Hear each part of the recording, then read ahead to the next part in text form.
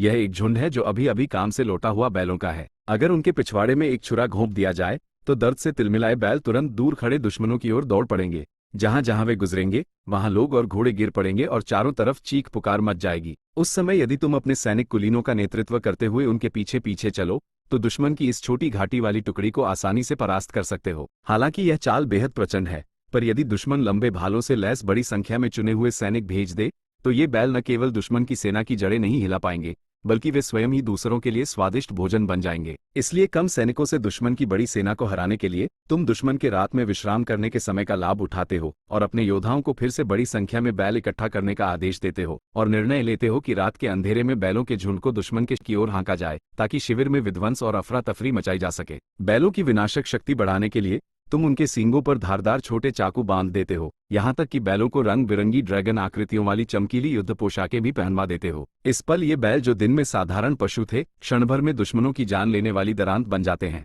लेकिन अब एक समस्या है, इन बैलों के झुंड को कैसे दौड़ाया जाए। बैलों को लंबे समय तक गुस्से की अवस्था में रखने के लिए तुम उनकी पूंछों पर तेल में सनी हुई सूखी रस्सियां बांध देते हो ताकि जब तुम इन पूंछों को आग लगाओ तो लगातार जलती आग बैलों को आगे की ओर भागने पर मजबूर करती रहे, और जब वे दुश्मन के शिविर में पहुंचते हैं तो उनकी जलती हुई पूंछें दुश्मन के तंबुओं को भी तुरंत आग लगा देती हैं, जिससे दुश्मन भयंकर अव्यवस्था और दहशत में फंस जाता है।